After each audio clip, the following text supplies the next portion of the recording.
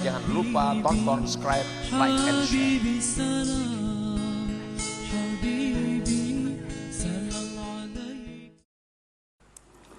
Bismillahirrahmanirrahim. Alhamdulillah. Alhamdulillahil zahiri wal batin, alladzi la yahjubuhul mutaharriku was sakin, wa la yudrikuhul hawasu wa la aqlur razin. Ashhadu an la ilaha illallah wahdahu la syarika lah, al-musabbahu fil jami'il amakin. Wa ashhadu anna sayyidana Muhammadan abduhu wa rasuluhu ila ahlil qura wal madain. Allahumma salli wa sallim ala sayyidina Muhammadin sahibil fadaili wal mahasin, wa ala alihi wa sahbihi wa dhurriyyatihi wa atba'ihi ila yaumi yunsabu fihi a'dalul mawazin, amma ba'd. Yang kita hormati, kita muliakan para habaib, para alim ulama, para muhibbin, hadirin hadirat rahimakumullah. Alhamdulillah wa syukrulillah. Puji syukur kita haturkan kehadirat Allah Subhanahu wa ta'ala yang dengan taufik dan hidayah serta inayahnya kita pada malam ini dapat berkumpul, bertemu di majlis yang penuh dengan berkah dan rahmat ini. Salawat dan salam keharibaan junjungan kita Nabi besar Muhammad sallallahu alaihi wasallam dan seluruh keluarga, sahabat, zuriat dan pengikut beliau sampai hari akhir nanti. Para muhibbin rahimakumullah. Al-hikmatus sadisatu wa thalathuna ba'dal mi'ah minal hikamil ata'iyyah. Qala al-imam Ahmad ibnu Athaillah As-Sakandari rahimahullah wa nafa'ana bi'ulumihi wa asrari.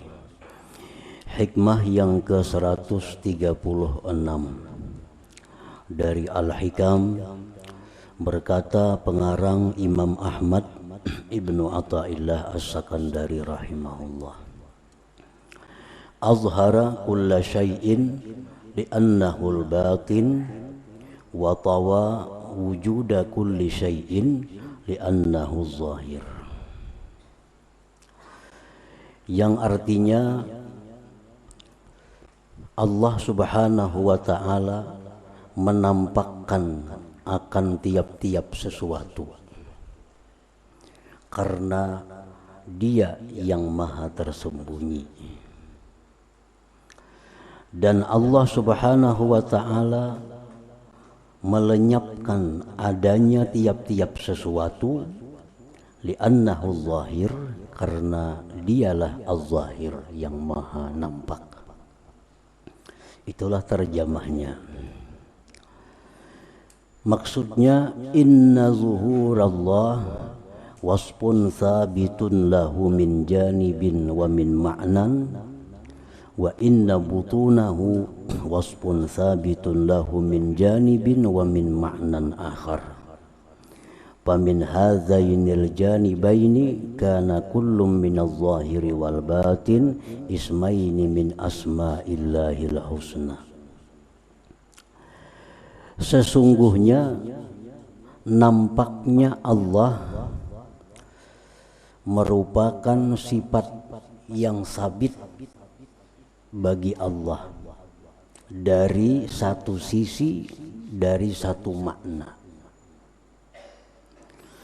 dan bahwa tersembunyinya Allah itu satu sifat yang sabit bagi Allah dari sisi dan makna yang lain.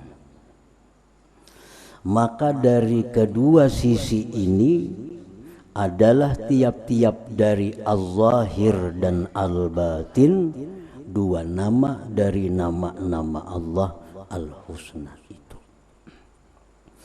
Nah, para muhibbin rahimakumullah. Jadi Allah Subhanahu wa ta'ala disebut dengan al-zahir, yang maha nampak, artinya di satu sisi dengan makna yang demikian. Di sisi yang lain, Allah itu bisa disebut dengan al-batin yang maha tersembunyi. Nah, dari kedua makna, dari kedua sisi itu, maka al-zahir dan al-batin ini bagian dari asma'ullah al-husna, kedua-duanya itu. Jadi kadang mungkin dalam satu sisi itu Allah maha nampak, maha tersembunyi, itu mustahil karena berlawanan. Bila nampak berarti tidak tersembunyi, bila tersembunyi berarti tidak nampak. Nah, itu kalau dari satu sisi mustahil. Tapi kalau itu Allah al-zahir maha nampak dari satu sisi, dan Allah itu al-batin tersembunyi dari sisi yang lain, nah itu paham, masuk akal.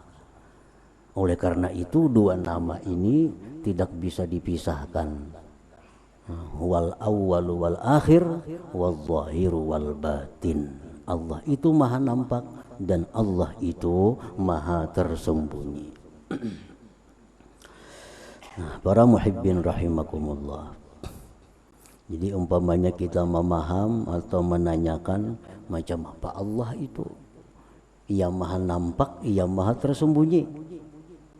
Nah, maksudnya Allah itu maha nampak di sisi ini. Kalau ditinjau dari segi ini, Allah itu maha tersembunyi kalau ditinjau dari sisi yang lain.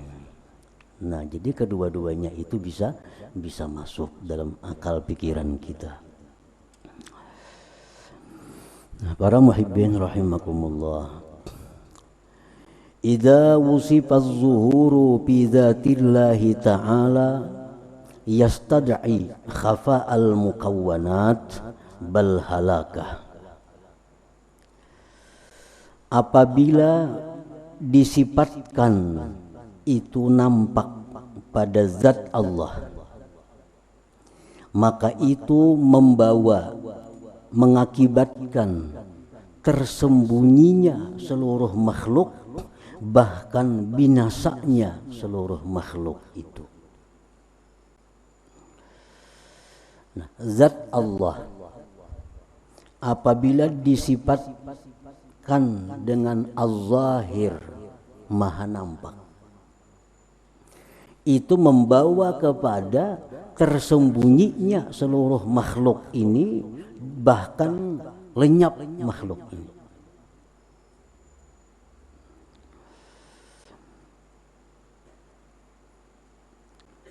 Kasyamsi idza zahara ikhtafatin nujum.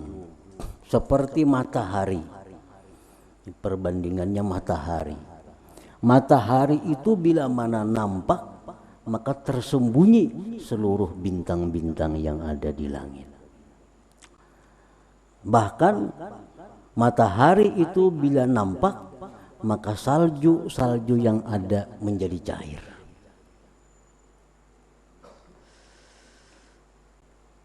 Kadakkatil jabal hina tajalla lahu rabb, seperti hancurnya gunung ketika Allah itu nampak baginya. Nah, itu gunung di zaman Nabi Musa menjadi hancur karena nampaknya Allah Subhanahu wa ta'ala. Nah, pamakna ismihi zahir, maka arti nama Allah az-zahir. Zuhuru ayatihi, nampak tandanya. Ad-dallati, yang menunjukkan ala wujudihi, atas adanya Allah, wa sifatihi, dan sifat-sifat Allah, min ilmin, dari ilmu, wa iradatin, iradat, wa kudratin, kudrat, wa gairiha, dan selainnya.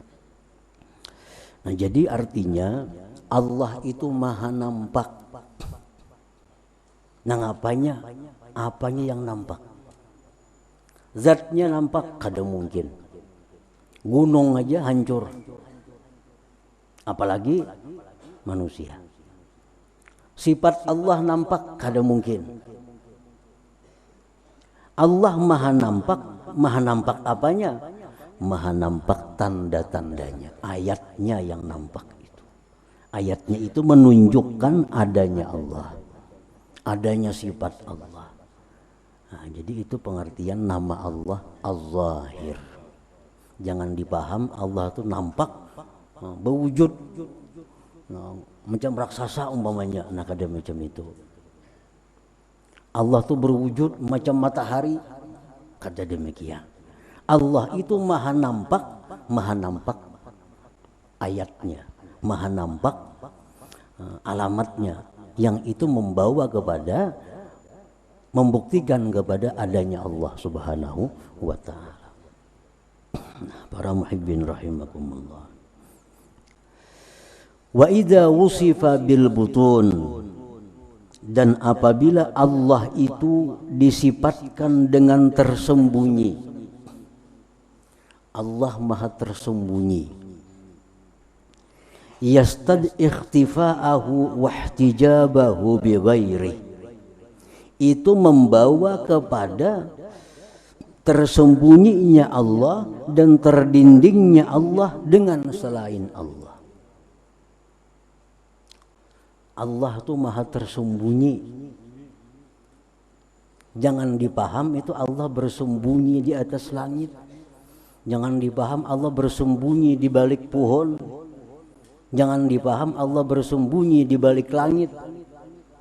Nah, kalau disifati Allah itu dengan tersembunyi, itu membawa kepada tersembunyinya Allah, terdindingnya Allah dengan selain Allah. Bila orang itu disebut bersembunyi aja, bersembunyi di mana inya? Nah, pasti ada yang menyembunyikan. Nah, kalau Allah itu tersembunyi, maha tersembunyi, maka itu menuntut bahwa Allah itu tersembunyi, terhijab, terdinding dengan yang lain, yang baharu. Wa yastad'i, dan itu membawa annal hadis azhar minal qadim. Berarti itu yang baharu ini lebih nampak dari yang kadim. Berarti yang baharu lebih kuat dari yang kadim, karena bisa melindungi Allah. Wadzalika muhal, itu mustahil. Kakhtifa isamsi bin nujum, seperti bersembunyinya matahari dengan bintang, kan itu mustahil. Matahari lindung, matahari tersembunyi gara-gara ada bintang, kan mustahil. Nah, Allah itu tersembunyi, Allah terdinding dengan langit, nah, itu mustahil. Itu mustahil. Nah, apa makna ismihil batin?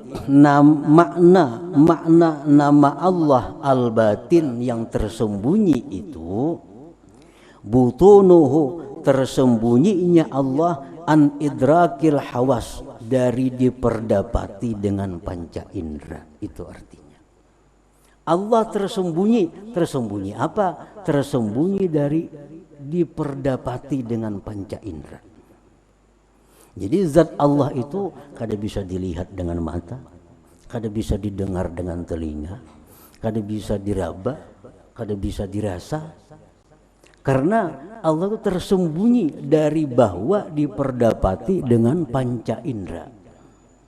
Wa an idrakil aqli bihakikati, dan Allah itu tersembunyi dari memperdapati akal dengan hakikat Allah Subhanahu wa ta'ala itu.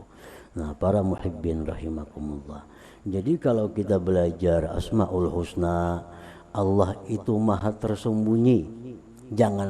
Jangan dipaham tersembunyi terlindung dengan langit, tersembunyi di arasnya, jangan.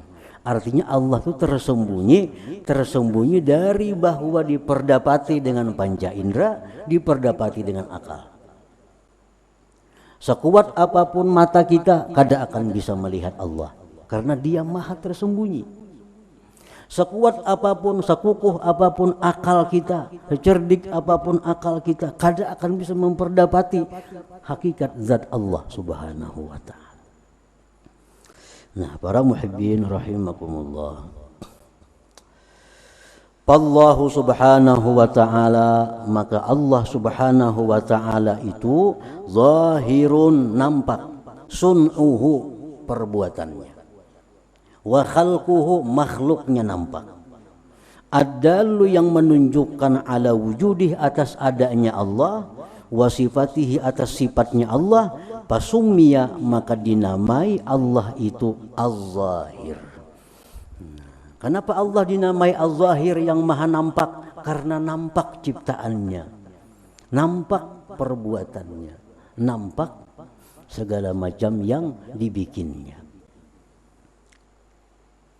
Wa huwa batinun, Allah Ta'ala itu tersembunyi, la yudraku bil hawas, tidak bisa diperdapati dengan panca indera, wa la yudraku bil aqli, dan tidak bisa diperdapati dengan akal. Bal ya'jizul aqlu, bahkan akal ini tidak mampu an idraki hakikati fi'li, dari memperdapati hakikat perbuatan Allah. Wa hukmihi, akal tidak mampu memperdapati hakikat hukum Allah. Fadlan an zatih, lebih-lebih zatnya. Nah, pasummiya, maka dinamai Allah al-batin itu. Nah, jadi kita mengerti bahwa bila disebut Allah itu maha nampak, artinya nampak ciptaannya. Bila kita dipaham disebut nama Allah itu al-batin, maha tersembunyi, artinya kada bisa diperdapati dengan panca indera atau dengan akal. Para muhibbin rahimakumullah. Jadi akal manusia, jangankan memperdapati zat Allah, memperdapati perbuatan Allah belum bisa. Memperdapati hukum-hukum yang diputuskan Allah, akal manusia kada mampu. Fadlan, apalagi an zatihi subhanah, daripada zat Allah subhanahu wa ta'ala. Perbuatan Allah contohnya apa? Di Quran disebutkan yang paling rendah di mata kita. Umpamanya nyamuk. Nyamuk itu kita yakini sebagai perbuatan Allah, ciptaan Allah. Nah, Allah itu menciptakan segala sesuatu, pasti ada rahasia, pasti ada guna, pasti ada manfaat sesuatu itu. Allah berfirman, wa ma khalaqnas sama wal arda wa ma bainahuma batila. Kami tidak menciptakan langit, bumi, dan antaranya itu batila, tanpa ada guna, sia-sia.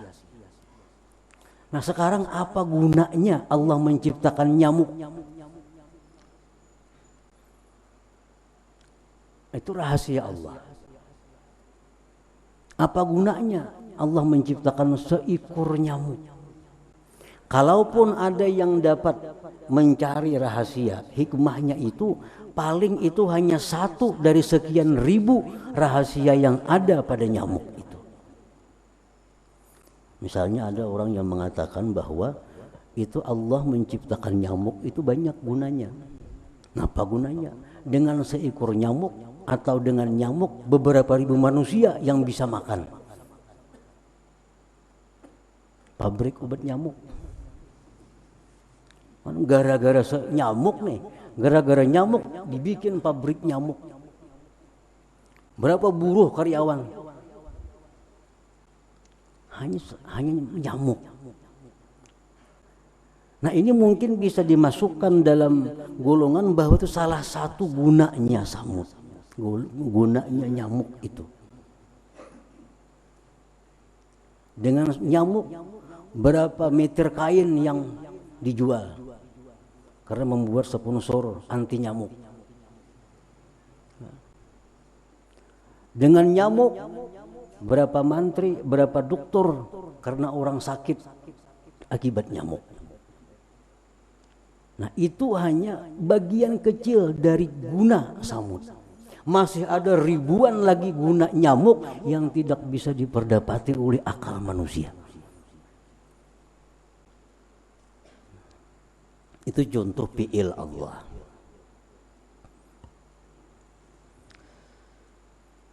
Hukum Allah.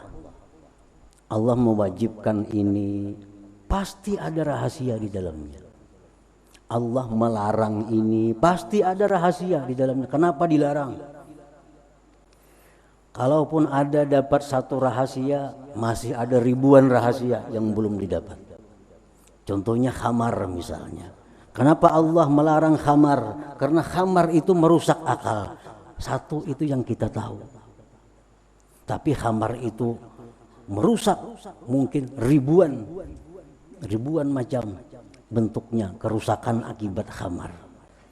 Kita hanya dapat mengakibatkan khamar itu merusak akal, dan bila akal rusak orang bisa macam-macam. Nah, paling sampai di situ pengetahuan akal manusia. Padahal mudarat khamar itu bukan hanya itu. Nah, itu manusia lemah, kada akan mampu. Itu salah satu hukum Allah Subhanahu wa taala. Para muhibbin rahimakumullah. Tayammum. Ini pakar-pakar dunia, ahli-ahli belum dapat menemukan apa rahasia tayammum itu. Orang hendak sembahyang diperintahkan berwudu, itu masuk akal. Wudu, membersihkan tangan, membersihkan mulut, beku kumur, membersihkan kaki, muka, itu kan hendak menghadap Allah, itu masuk akal berwudu. Tetapi Allah Subhanahu wa taala menyatakan fa illam tajidu ma'an, apabila kalian tidak dapat air untuk sembahyang, fatayammamu, bertayamum. Tayamum itu apa? Menapakkan tangan ke tanah yang berdebu, menyapukan ke muka. Ini menguturi muka. Menguturi muka. Tapak lagi tangan ke tanah yang berdebu, sapukan ke tangan, menguturi tangan. Bisa ada kuman di situ, macam-macam. Tetapi Allah memerintahkan kalau tidak ada air, bertayamum. Apa rahasianya itu? Wallahu a'lam. Akal manusia belum mampu untuk meneliti apa sebabnya wudu itu diganti dengan tayamum. Nah, ini hukum Allah. Hukumnya aja akal manusia sudah kada mampu memperdapati, apalagi sifat Allah, apalagi zat Allah Subhanahu wa taala. Para muhibbin rahimakumullah. Iddah perempuan. Nah, itu pun sampai sekarang para ahli-ahli belum dapat rahasia apa Allah memerintahkan iddah. Nah, seorang perempuan apabila sudah dikumpuli oleh suaminya, kemudian cerai, ini ada iddah. Berapa iddahnya? 3 kali suci atau 3 kali haid. Itu kan iddahnya. Sudah itu boleh kawin si perempuan ini kalau sudah habis iddah. Kenapa alasannya? Nah, alasannya apa? Yang diketahui oleh manusia, alasannya itu untuk memastikan bahwa rahim perempuan itu kosong. Sehingga kalau kawin ke laki-laki lain, rahim itu kada bercampur dengan benih laki yang terdahulu. Nah, itu salah satu rahasianya. Tetapi hukum Allah mengatakan, andai kata orang pernah berkumpul dengan istrinya, kemudian si istrinya atau lakinya ini merantau, kemana kada tahu, jauh, merantau sampai 10 tahun, 20 tahun, kada berkumpul, kan jauh, kada bisa berkumpul, 10 tahun, 20 tahun, si laki bininya kada terkumpul. Kemudian dicerai oleh yang laki, dicerai. Sudah 20 tahun, 10 tahun kada berkumpul, dicerai oleh yang laki. Bolehkah si perempuannya langsung kawin kepada laki-laki lain? Kada boleh. tetap iddah 3 kali suci sesudah diucapkan talak itu. Padahal rahimnya pasti kosong 10 tahun kalau dikumpuli. Nah, kenapa rahasianya demikian? Allah menghukumkan itu, wallahu a'lam. Ahli-ahli ijtihad Imam Syafi'i, Maliki, Hanafi, tahayyaru, mereka bingung. Rahasia apa di balik itu? Nah, ini hukum Allah. Hukum Allah pun akal manusia, orang yang sehebat Imam Syafi'i belum mampu. Sehebat Imam Hanafi yang disebut ahlur ra'yi, Hanafi ahlur ra'yi, orang yang ahli fikir, bingung. Kenapa demikian? Sudah pasti 10 tahun itu pasti kosong rahimnya.